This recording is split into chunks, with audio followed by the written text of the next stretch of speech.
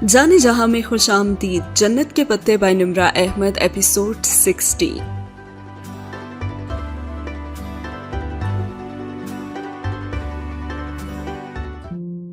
अभी तक स्टोरी चल रही है जेहान सिकंदर की, जहां पे वो पजल बॉक्स तो दे चुका है हया सुलेमान को और अब उसे शिद्दत से इंतजार है कि वो रिडल्स को हल करे और लॉकर में पड़ी उस यूएसबी फ्लैश को निकाले और उसके अंदर मौजूद वीडियो को देखे, जहां पे वो जान सके कि अब्दुर्रहमान और जेहान सिकंदर और मेजर अहमद ये सब डोली एक ही कैरेक्टर थे और वो उसे सब बता सके कि वो ये सब क्यों कर रहा था और वो कौन है, क्योंकि वो खुद उसे बताना नहीं चाहता था। तो ये कहानी अभी तक वहीं पर है।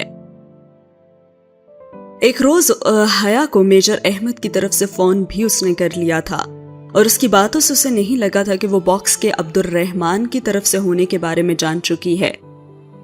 और उस दिन वो जरा झुंझलाई हुई थी, शायद तंग आ चुकी थी और उसने भी सोच लिया था कि खैर है, जल्द या फिर देर से ये खेल तो खत्म होने वाला ही था।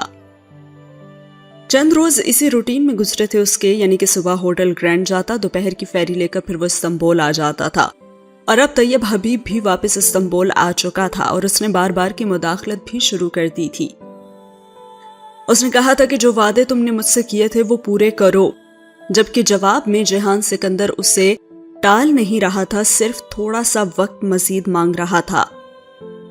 अपनी जगह देखा जाए तो तैयब हबीब भी ठीक था। उसकी जिंदगी इस्तांबुल में बहुत ज्यादा तंग हो चुकी थी। उसके दुश्मन अब्दुर्रहमान के दुश्मनों से बहुत ज्यादा थे, मगर वो क्या करता कि हर चीज उसके अपने हाथ में तो नहीं थी ना, सारे अहकामात तो पीछे से आते थे। सो वो तैयब हबीब को झड़क कर खामोश करवा देने के अलावा तो कुछ नहीं कर सकता था। तैयब भी बकता झुकता लेकिन फिर खामोश हो जाता, क्योंकि वो भी अब्दुर्रहमान को इनकार नहीं किया करता था। अपने गुस्से का इजहार कर देने के बाद पसपाई भी इख्तियार कर लिया करता था। वो उसको मालूम था कि उसकी बका यानी उसकी जिंदगी अब्दुर्रहमान के साथ ही है, उसकी दुश्मनी में नहीं, और उसे मजबूरन उसके सामने हथियार डालने ही पड़ते थे।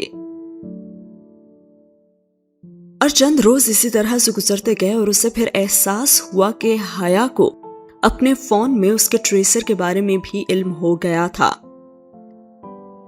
क्योंकि उस रोज जब वो अचानक से बर्गर किंग आई तो वो जरा हैरान हुआ था। वो चाहती थी कि आज वो दोनों मिलकर इस्तकलाल स्ट्रीट को चलते चलते खत्म कर लें। तो वो भी काम छोड़कर बाहर आ गया और साथ में अपना फोन भी उसने चेक किया तो उसका रिसीवर उसे बता रहा था कि ट्रेसर तो सेबांजी में ही है, जबकि हया का फोन तो उसके हाथ में था। इसका साफ साफ मतलब था कि ट्रेसर के बारे में उसे पता चल चुका है और उसने ट्रेसर फोन से निकाल लिया था। शायद इसीलिए उसने सुबह मेजर अहमद के नंबर पर टेक्स्ट भी किया था कि वो कोई खास बात करना चाहती है, और जेहान ने सोचा था कि फारिग होकर उसे कॉल करेगा, लेकिन फरागत से पहले ही वो तो खुद आ गई थी। और फिर वो दोनों हल्की फुल्की बातें करते इस्तकलाल स्ट्रीट में आगे बढ़ने लगे। जेहान को याद था कि जब हया का जिंजर ब्रेड हाउस तोड़ने पे वो उसके डॉर्म के बाहर खड़ा था, तब उसने एक टाइम्ड कॉल की थी उसे। शायद उसकी मौजूदगी में कॉल आने पे हया उसे अपना ये मसला बता दे, लेकिन उस रोज तो वो बात इधर उधर कर गई थी। और आज भी उसके साथ जदीसी में चलते हुए उसने फिर से वही करने का फैसला किया। क्या अब उन दोनों में इतना एतबार कायम हो चुका था कि हया उसे सब कुछ बता दे? अब भी वो ये जानना चाहता था। और जब वो जूस लेने एक कैफे में गया तो उसने कॉल का टाइम सेट करके फिर वो जूस लेकर बाहर आ गया। उसने रिकॉर्डिंग नहीं लगाई थी, जब हया कॉल उठाएगी तो राब्ता मुनक़ता हो जाएगा, ये किया था उसने। और फिर वो समझेगी कि दूसरी जानिब से काट दिया गया है, और वो सुनना चाहता था कि वो उस कॉल की क्या वजाहत करेगी। वो दोनों अब गली में काफी आगे तक बढ़ गए थे और हया ने उसे लंदन जाने का पूछा जरूर, मगर खुद उसका अपना इरादा तो बेओकदा में रहने का ही था और उसने जवाबन कहा कि मैं तो अपनी दोस्तों के साथ बेओकदा में रहना चाहती हूँ। وہ بے نیازی سے شانے اچکا کر کہتی ہوئی چل رہی تھی، اور اس روز بھی اس نے سکارف چہرے کے گرد لپیٹ رکھا تھا۔ جو وہ چاہتا تھا وہ اس نے کبھی حیا سے نہیں کہا، لیکن پھر بھی ہو تو گیا تھا۔ اس سے آگے بھلا وہ کیا چاہتا تھا؟ ابھی جیہان نے اس کو ایک ٹرک دکھا کر اخبار تہہ کر کے پکڑا ہی تھا کہ حیا کا موبائل بج اٹھا۔ حیا نے فون نکال کر دیکھا اور پھر کال کاٹ دی، اور پھر اس نے خود ہی بتا دیا کہ میجر احمد کی کال تھی، کچھ کام تھا ان سے۔ وہ سرسری سے انداز میں بولی اور اس کی تو سمجھ میں نہیں آیا کہ وہ اس کو کیا کہے۔ وہ اتنی صاف کوئی سے بتا دے گی اس نے توقع نہیں کی تھی۔ اور پھر اس کے پوچھنے پہ حیا نے بس اتنا بتایا کہ میجر احمد کون ہیں، مگر آگے پیچھے کچھ نہیں۔ یعنی سچ بتانے اور اعتبار کرنے میں بہت فرق ہوتا ہے۔ ان کے درمیان سچ بولنے کا تعلق قائم ہو چکا تھا، لیکن اعتبار کا شاید نہیں۔ نہ اس نے حیا کو خود سے اپنے بارے میں سب سچ بتایا، اور نہ ہی حیا نے اسے وہ تمام واقعات بتائے تھے جو اس کے ساتھ پچھلے چند ماہ سے ہو رہے تھے۔ اور پھر جب وہ واپس چلی گئی تو وہ ریسٹورانٹ آ گیا۔ اس کا دل مطمئن تھا بھی اور نہیں بھی، لیکن حیا نے اس سے جھوٹ نہیں بولا تھا، مگر اس پہ اعتبار بھی نہیں کیا تھا۔ وہ لندن بھی اس کے ساتھ نہیں جانا چاہتی تھی، اور وہ بیوقدہ میں رہے یہ وہ نہیں چاہتا تھا۔ مگر جب دونوں کے درمیان اعتبار کا رشتہ تھا ہی نہیں تو وہ کس مان پہ اس سے کچھ منوا سکتا؟ لیکن حیا سلیمان ترکی صرف جیہان کے لیے آئی تھی، یہ وہ جان گیا تھا، اور اب وہ اس کو یہاں سے صرف اپنی وجہ سے ہی بھیج سکتا تھا۔ اور تبھی اس نے دیکھا کہ حیا کا فون آنے لگا تھا، جیہان سکندر کو نہیں، میجر احمد کو۔ اور اس نے کال کاٹ کر خود فون کیا، اور یہ پہلی دفعہ تھی جب حیا نے خود اس سے بات کرنی چاہی تھی۔ اور زیادہ حیرت کی بات تو یہ تھی کہ اب وہ اسے بتا رہی تھی کہ اس نے جیہان سے میجر احمد کا تذکرہ کیا تھا، اور اب وہ یہی جاننا چاہتا تھا کہ کیوں تذکرہ کیا تھا اس نے، اور اس نے اسے پوچھ بھی لیا کہ آپ نے کیوں بتایا اسے۔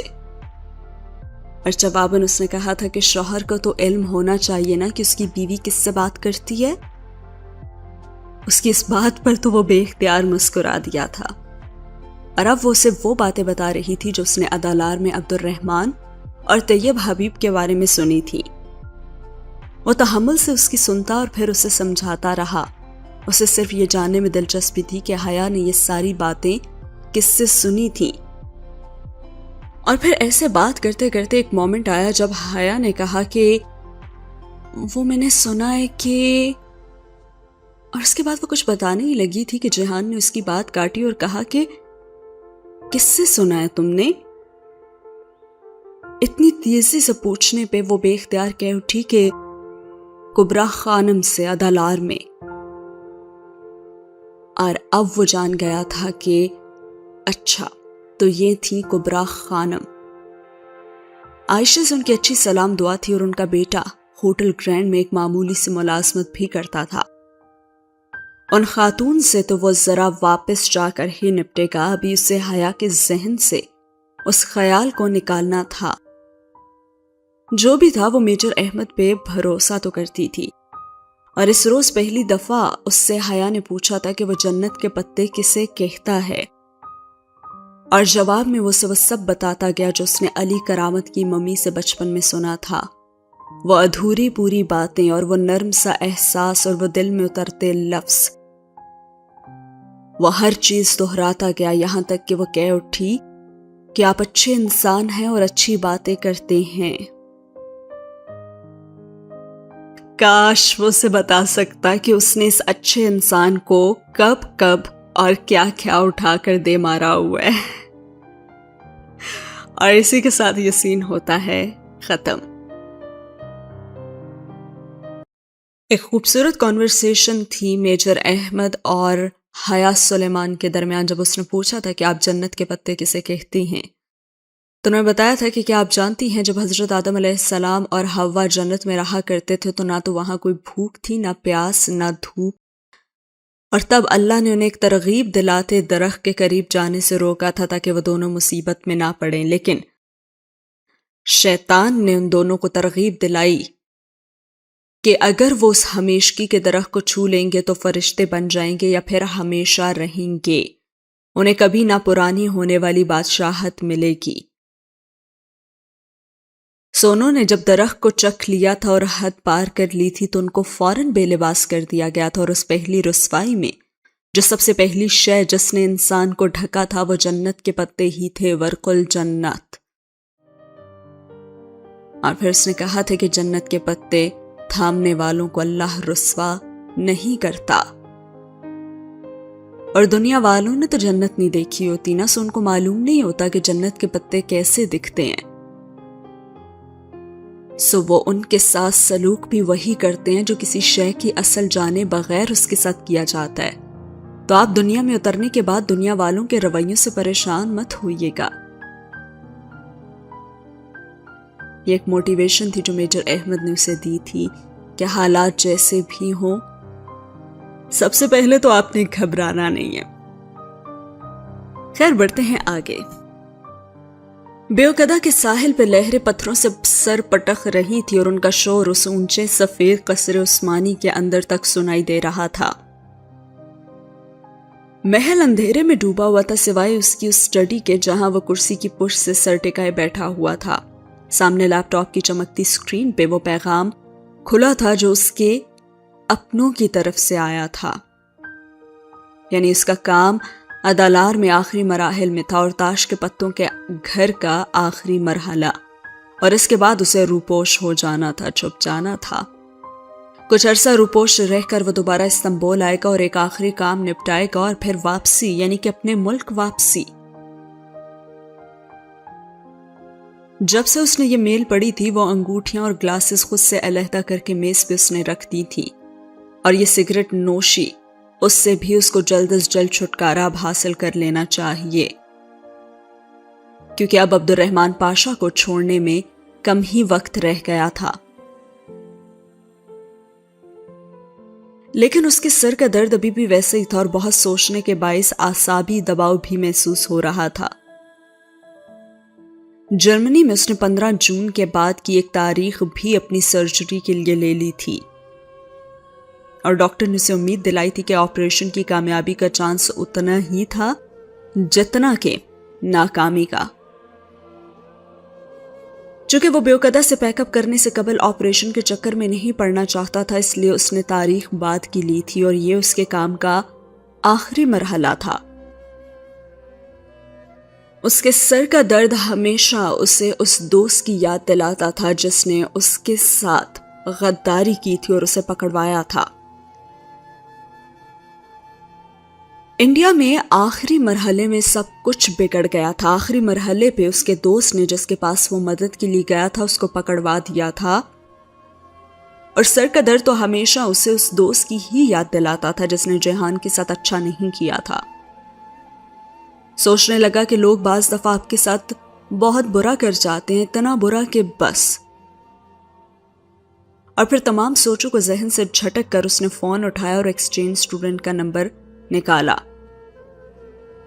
اور اس نے لکھا کہ میرے پاس آپ کے لیے ایک سرپرائز ہے، اور نیچے لکھ دیا ARP۔ مختصر سا پیغام لکھ کر اس نے حیا کو بھیج دیا، اور اس نے سوچا تھا کہ اگر وہ جواب دے گی تو وہ اس کو برگر کنگ پہ بلائے گا اور وہاں پاشا بے کو بھی وہ بلا لے گا۔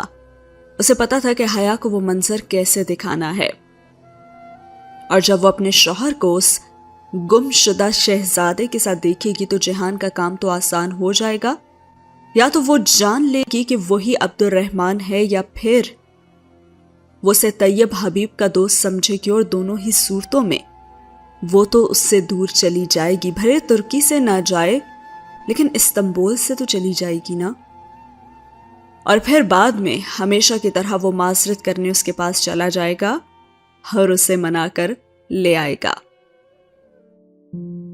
لیکن وہ ویڈیو اس نے گہری سانس لے کر موبائل رکھ دیا. ویڈیو ابھی تک لاکر میں ہی تھی. اگر وہ جانے سے قبل اسے نہیں نکال پاتی تو وہ ویڈیو واپس رکھ لے گا اور اسے یہ سب کچھ سیٹ اپ کرنا ہوگا 9 جون سے 15 جون کے درمیان, ابھی نہیں. اس کے بعد وہ ریسٹورانٹ آیا تو طیب حبیب اس کا انتظار کر رہا تھا. اس کے مطالبے وہی تھے اور جیہان کا رویہ بھی وہی تھا. کہہ رہا ہوں نا کہ چند دن انتظار کر لو, میں تمہاری فیملی کو باہر بھیجوا دوں گا. میں نے بات کی ہے, بہت جلد سب کچھ سیٹل ہو جائے گا. وہ بے تاثر لہجے میں کہتے ہوئے رجسٹر چیک کر رہا تھا اور آج تو پاشا بے نے جواباً غصہ نہیں کیا تھا اور نہ ہی اسے لان تان کیا, بس کہا تو اتنا, میں امید کرتا ہوں کہ تم میرا کام جلد از جلد کر دو گے جیہان بے.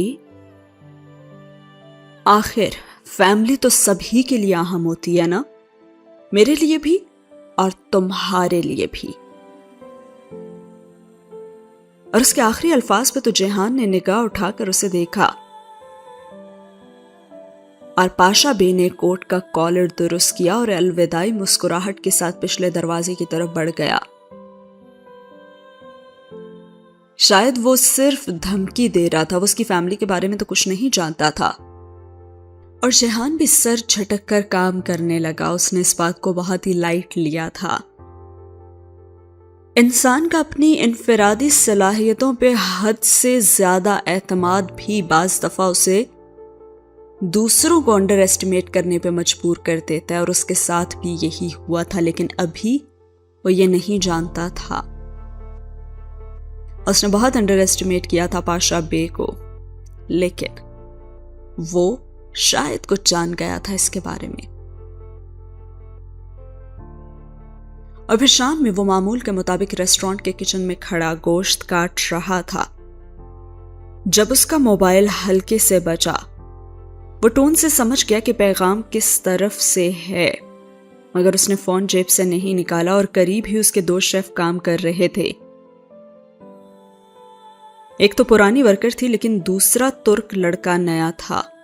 اس کو جیہان نے حال ہی میں رکھا تھا اور وہ جانتا تھا کہ وہ ترک ایجنسی کا ہے اور صرف اس کی جاسوسی کے لیے یہاں کام کر رہا ہے. اس کو رکھنے کا فائدہ یہ تھا کہ اب وہ اپنی مرضی کی باتیں ترکوں تک پہنچا سکتا تھا. ٹرپل ایجنٹ بن کر کام کرنا اس طرح اور بھی آسان تھا اس کا. اس نے ہاتھ صاف کیے, گوشت رکھا اور خاموشی سے باتھ روم کی طرف چلا گیا. اندر آ کر اس نے دروازہ بند کیا اور پیغام کھولا تو چند لمحوں میں اس نے پیغام ڈی کوڈ کیا اور پھر جیسے ہر طرف اندھیرا چھا گیا. اسے پتا چلا تھا کہ وہ لڑکا یعنی کہ عمر وہ نہیں رہا تھا. اسے کس نے مارا, کب اور کہاں مارا, کچھ معلوم نہیں تھا. اور وقت جیسے ایک دفعہ پھر برسوں پہلے کے انطاکیہ میں پہنچ گیا تھا. وہ اپنے چھوٹے چھوٹے ہاتھوں سے مٹی کھود رہا تھا اور وہ مٹی جس سے آج بھی خوشبو آتی ہے. سوچنے لگا کہ کیا عمر کو دفن ہونے کے لیے مٹی ملی ہوگی, اور کیا اسے خود بھی کیا اسے وہ مٹی مل بھی پائے گی. اس کے دل میں تکلیف اٹھ رہی تھی اور شدید تکلیف. اس نے فون جیب میں ڈالا, ٹوٹی کھولی اور سنک پہ جھک کر چہرے پہ پانی کے چھینٹے مارے. پھر سر اٹھا کر آئینے میں خود کو دیکھا اور شدت ضبط سے اس کی آنکھیں سرخ پڑ رہی تھی. سوچنے لگا کہ دادا تو کہتے تھے کہ مومن کے لیے دنیا قید خانہ ہوتی ہے, تو وہ ٹھیک ہی کہتے تھے. اس وقت برگر کنگ ایک قید خانہ ہی تھا اس کے لیے. وہ سارا کام چھوڑ کر کہیں دور جانا چاہتا تھا اور وہ باسفورس کے کنارے بیٹھ کر ڈھیر سارا رونا چاہتا تھا. اگر دادا ہوتے تو کہتے فوجی تو رویا نہیں کرتے. کاش وہ ان سے پوچھ سکتا کہ اگر فوجی کا دل درد سے پھٹنے لگے اور جیسے سارے جسم میں ٹوٹے کانچ اترنے لگیں تو پھر وہ کیا کرے. کیا دنیا میں رونے سے بہتر دوا بھی کوئی ہوتی ہے؟ اس وقت اس کا دل پھٹا جا رہا تھا اپنے اس دوست کے بارے میں سوچ کر جو نہیں رہا تھا. اس کا اسپائی فرینڈ عمر. لیکن وہ رو بھی نہیں سکتا تھا, اسے مضبوط رہنا تھا. اور اتنے میں اسے باہر سے کسی کی آواز آئی. کوئی کہہ رہی تھی کہ سلام جہان کدھر ہے, اور بلند آواز سے اتھل پتھل کے درمیان وہ باہر کہیں پوچھ رہی تھی. ایسے لگ رہا تھا جیسے وہ دوڑ کر آئی تھی اور جہان نے ہولے سے نفی میں سر جھٹکا اور تولیے سے چہرہ خشک کیا اور نام آنکھیں رگڑتا ہوا باہر آیا. وہ اس وقت فریڈم فلوٹیلا کے اسٹریٹ پروٹیسٹ کے لیے آئی تھی اور اب وہ چاہتی تھی کہ وہ بھی ان کے ساتھ چلے. جہان اسے نظریں ملائے بغیر سر جھکائے گوشت کے ٹکڑے اٹھانے لگا. کہ نکھیوں سے وہ دیکھ رہا تھا کہ حیا نے نقاب لے رکھا تھا اور اس کے نقاب کے اندر سے صاف ظاہر تھا کہ اس نے نیا نقاب لینا سیکھا تھا, لیکن پھر بھی نقاب نیٹ تھا. وہ سوچنے لگا کہ اسے کیا ہو گیا تھا اور وہ اتنا بدل کیسے گئی, وہ بھی ایک دم سے نہیں, آہستہ آہستہ سے, مگر یہ تبدیلی کتنی اچھی لگتی تھی اس میں. لیکن ابھی یہ وہ وقت نہیں تھا اس خوشی کو جینے کا. ابھی اور موقع تھا, دل میں کچھ مر سا گیا تھا. حیا مسلسل بول رہی تھی, اور وہ جو صرف اسے نہیں بلکہ پیچھے کام کرتے ہوئے اپنے نئے شیف کو بھی دیکھ رہا تھا, جس کے ہاتھ اب ذرا سست پڑ گئے تھے. بچہ ذرا سا کچا تھا, لیکن خود جہان کو کوئی کچا کام نہیں کرنا تھا, کیونکہ وہ جانتا تھا کہ یہاں کہیں کی ایک ایک بات کہیں اور پہنچائی جاتی ہے. اور یہ پاگل لڑکی حیا سامنے کھڑی اس کے ترک فوج کے کارندے کے سامنے ہی یہ کہہ رہی تھی کہ وہ فلسطینیوں کی حمایت کرے. اب اسے جلد از جلد کچھ ایسا کرنا تھا کہ وہ یہاں سے چلی جائے. گو کی تربیت کے مطابق وہ کبھی بھی کسی متنازع ہنگامے والی جگہوں پہ نہیں جاتا تھا, اور کوئی اور موقع ہوتا تو بھی وہ حیا کو منع کر دیتا, لیکن پیچھے کھڑا لڑکا سب سن رہا تھا. اور ترک فوج بے حد سیکولر قسم کی فوج تھی, جہاں عبداللہ گل اور طیب اردگان کی حکومت کو ماڈرن مولویوں کی حکومت کہا جاتا تھا. وہیں ترک فوج اپنے دین سے بے حد متضاد خیالات رکھتی تھی اور اپنی بیوی کو مطمئن کرنے کے لیے وہ ترکوں کی گڈ بک سے نکلنا نہیں چاہتا تھا. نتیجتاً وہ لڑکا تو پرسکون ہو گیا جب اس نے کہا کہ وہ نہیں جائے گا, اور اس نے یہ بھی کہا کہ کون جانتا ہے کہ ترکی نے واقعی ایسا کیا ہے, وہ خود بھی تو اس طرح سے کچھ کر سکتے ہیں. اور اس نے مسلسل نہ میں ہی جواب دیا تھا اور مکمل ترکی کی حمایت کی تھی. وہ لڑکا تو پرسکون ہو گیا, لیکن حیا پچھلی کئی دفعہ کی طرح ایک مرتبہ پھر اس کو اور اس کے ریسٹورانٹ کو جہنم میں بھیج کر غصے سے وہاں چلی گئی تھی وہاں سے. اور وہ اس کے پیچھے بھی نہیں گیا تھا. اس کا موڈ تو پہلے سے بہت خراب تھا اور وہ وہیں کھڑا خاموشی سے کام کرتا رہا. کام اسے کرنا تھا کیونکہ حیا کی طرح وہ موڈ خراب ہونے پر 2-4 چیزیں ہاتھ مار کر گراتے ہوئے ہر کسی کو جہنم میں بھیج کر کہیں دور نہیں جا سکتا تھا. یقیناً اس معاملے میں وہ کافی خوش قسمت تھی, وہ ایسا کر سکتی تھی, لیکن جہان نہیں. اور پوری رات پھر وہ بے حد ڈسٹرب رہا. پھر صبح سب کچھ ذہن سے جھٹک کر وہ گھر سے نکل آیا. فیری اس نے کدے کوئی سے پکڑنی تھی اور کدے کوئی شہر کی ایشین سائٹ کی بندرگاہ تھی, اور سیبانجی بھی ایشین سائٹ پہ واقع تھی. سو وہ منہ اندھیرے اس سے ملنے چلا آیا, اور وہ تب جھیل کے پاس بیٹھی ہوئی تھی, کتابیں سامنے پھیلائے, اور وہ جیسے کافی دیر روتی رہی تھی. اور اسے بے اختیار وہ رات یاد آئی جب جنجر بریڈ ہاؤس ٹوٹا تھا, اور وہ تب بھی ایسے ہی روئی تھی. اسے ایک لمحے کو تو اس لڑکی پہ بہت ترس آیا جس کی زندگی اس نے اتنی مشکل بنا دی تھی. اس کے ساتھ چاندی کے پانی جیسی جھیل کے کنارے بیٹھے وہ بہت دیر تک اس سے باتیں کرتا رہا اور اسے دھیرے دھیرے بہت کچھ سمجھاتا بھی رہا. اسے خواب نہیں دکھانا چاہتا تھا, سو حقیقت میں رہ کر مستقبل کے حوالے سے باتیں کر رہا تھا.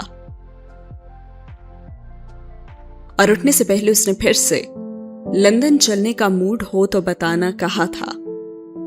اور کتنا ہی اچھا ہونا کہ وہ ممی کے ساتھ لندن چلی بھی جائے اور پھر بعد میں 1-2 روز کے لیے اپنی کلیئرنس کروانے بے شک آ جائے، لیکن اپنا آخری مہینہ وہ اس شہر میں نہ گزارے۔ اور اسے اس روز لگا تھا کہ حیا اس کو اس کی غیر متوقع فطرت کے ساتھ قبول کرنے پہ راضی تھی، مگر اعتبار وہ ابھی تک ان دونوں کے درمیان قائم نہیں ہوا تھا۔ وہ تو شاید روٹھنے اور منانے سے آگے بڑھ ہی نہیں سکے تھے۔ جس روز اس کے امتحانات ختم ہوئے تھے اس سے اگلے دن ہی وہ بے وقتا آ گئی تھی، اور یہ عائشہ نے اسے بتایا تھا،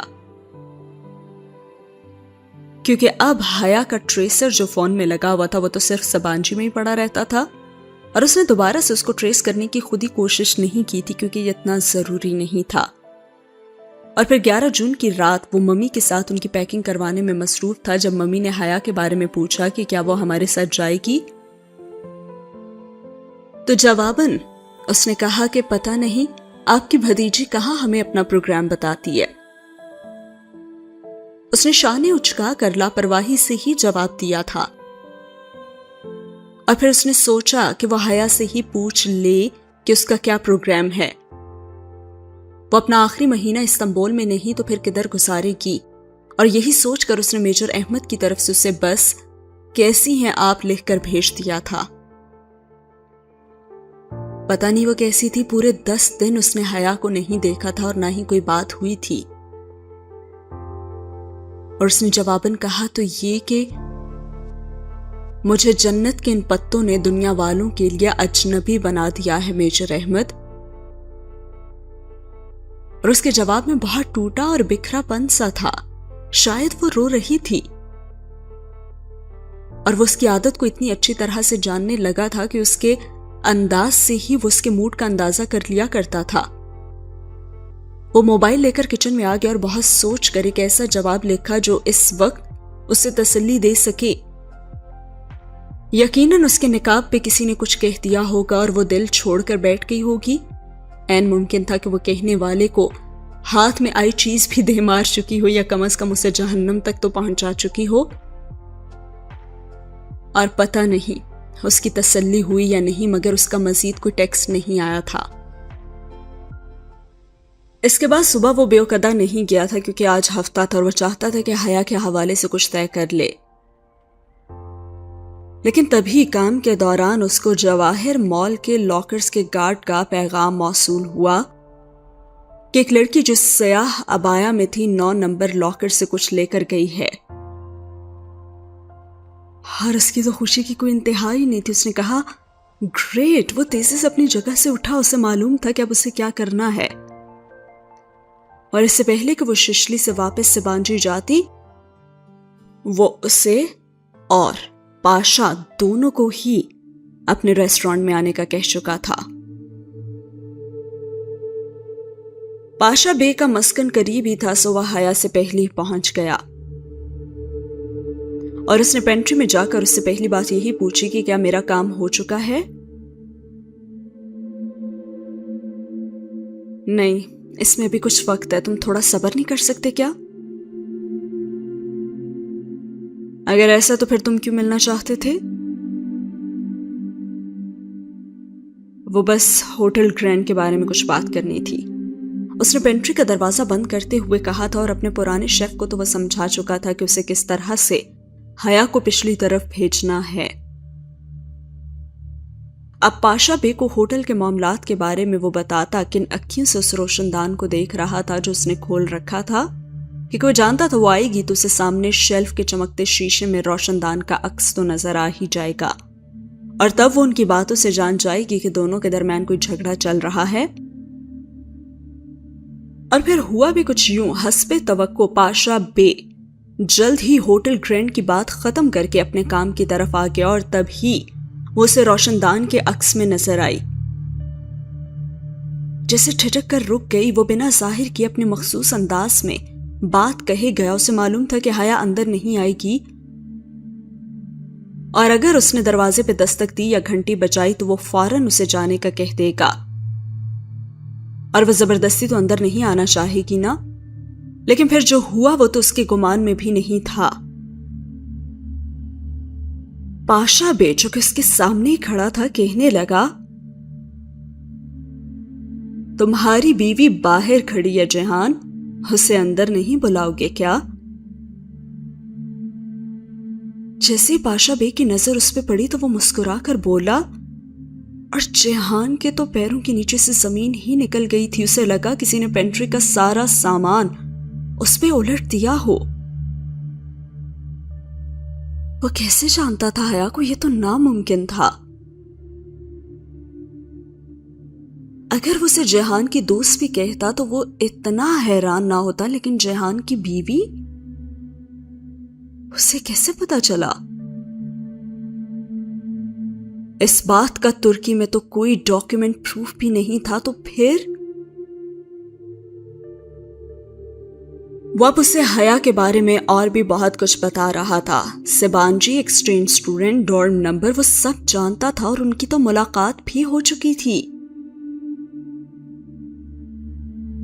اتنا سب کیسے ہو گیا جہان سمجھ ہی نہیں پا رہا تھا.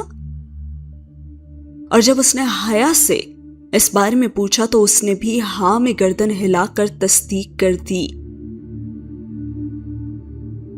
کیونکہ حیا کو تو یہی لگتا تھا نا کہ جو عبد الرحمن پاشا اسے میسیجز کر رہا ہے، وائٹ فلاورز بھیج رہا ہے، وہی پاشا بے ہے، جبکہ اصل میں تو وہ جہان سکندر تھا. اور اس نے ہاں کر دی،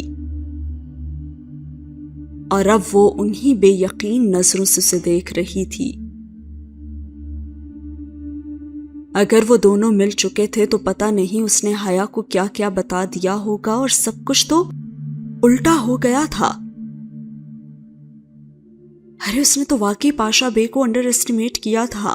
یہ پہلی دفعہ ہوا تھا کہ اس کا پلان اتنی بری طرح سے ناکام ہوا تھا. اور اسے اب یقین ہو گیا تھا کہ اگر وہ کہہ رہی ہے کہ ہاں وہ اس سے مل چکی ہے تو واقعی مل چکی ہے، کیونکہ پہلے بھی وہ اس سے باتیں تو شیئر نہیں کرتی تھی، اعتبار تو ان کے درمیان تھا ہی نہیں. اور اس نے پھر بے اختیار پاشا بے کو گریبان سے پکڑا اور اس نے کہا کہ اگر وہ اس کی بیوی کو نقصان پہنچانے کی کوشش کرنے کا بھی سوچے گا تو وہ واقعی اسے جان سے مار دے گا. اور حسب عادت طیب حبیب پاشا کی مسکراہٹ سمٹی، وہ جھاگ کی طرح بیٹھ گیا. اسے تو اس کی بیوی سے غرض نہیں تھی، بس کام سے تھی.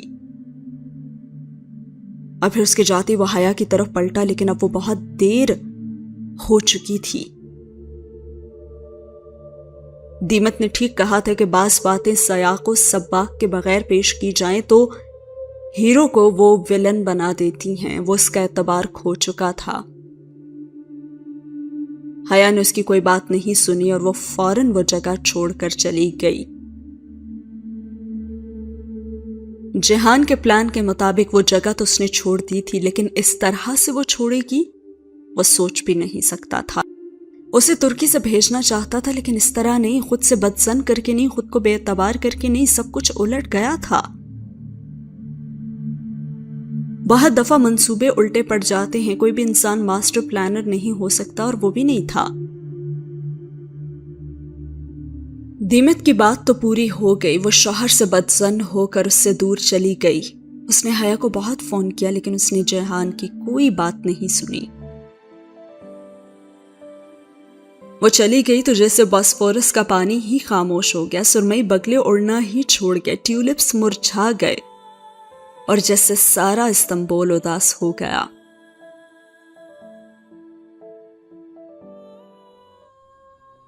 وہ چلی گئی اور اپنا ٹریسر سبانجی کے ڈورم میں ہی چھوڑ گئی. ایسا اس نے کبھی نہیں چاہا تھا، مگر ایسا ہو گیا تھا اور دیمت کی بات پوری ہوئی تھی. حیا کے جانے کے بعد ممی اور ابا کی روانگی کے انتظامات بھی مکمل تھے، اور ممی مضبوط عورت تھیں، وہ اپنے کام اکیلے دیکھ سکتی تھی. ویسے بھی ساری زندگی انہوں نے ایسے ہی گزاری تھی، سو وہ استنبول میں اپنا کام مکمل کر کے جرمنی جانے کا ارادہ کر رہا تھا. یہ روپوشی کے دن تھے اور ان دنوں میں وہ سرجری کروا لینا چاہتا تھا. 2-3 ہفتے بعد اسے پھر سے ترکی جانا پڑ سکتا تھا، اور شاید ایک آخری کام کے لیے. اور اس کے بعد ترکی کے باپ کو اس کی زندگی سے نکل جانا تھا. اس کا آخری مشن پورا ہونا تھا اور اس نے اپنے وطن واپس لوٹ آنا تھا. اور پھر جرمنی آنے سے پہلے وہ طیب حبیب پاشا سے آخری دفعہ ملا بھی تھا. اس کی تمام چیزیں اس کے حوالے کرنے سے پہلے اس نے صرف ایک بات پوچھی تھی اور وہ یہ کہ تم میری بیوی کو کیسے جانتے ہو, مجھے صرف سچ سننا ہے. اور طیب حبیب نے سچ بتانے سے انکار بھی نہیں کیا تھا اور وہ تو اسے کبھی انکار کر بھی نہیں سکتا تھا. اور اس نے اس کے بعد سچ سچ بتا دیا کہ وہ اس کی بیوی کو کیسے جانتا ہے.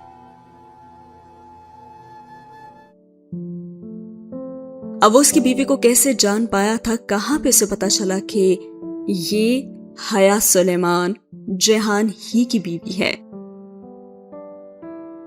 یہ ہم جانیں گے آنے والی ایپیسوڈ میں. لیکن آپ لوگوں کو کیا لگتا ہے کہ طیب حبیب کو کہاں پہ پتا چلا تھا, یا پھر اسے شک گزرا تھا کہ یہی اس کی بیوی ہو سکتی ہے, یا پھر اس نے اس کے بارے میں انویسٹیگیشن کب کی تھی, یا اتنی ڈیٹیلز اسے کب پتا چلی؟ کوئی بھی ایسا انسیڈنٹ جس کو پہ آپ کو لگتا ہے کہ یہاں بھی اسے پتا چلا تھا کہ ہاں حیا جیہان کی بیوی ہے, ضرور بتائیے گا کامنٹ سیکشن میں. اور جن لوگوں نے پڑھ لیا ہے ناول وہ ہمیں ڈیٹریکٹ کر سکتے ہیں.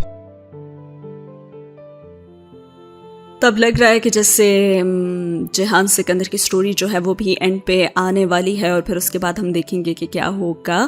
ویڈیو اچھی لگی ہے تو لائک کرنا نہ بھولیے گا, کامنٹ سیکشن میں اپنا فیڈ بیک ضرور دیجیے گا. ملتے ہیں اگلی ایپیسوڈ میں. اللہ حافظ.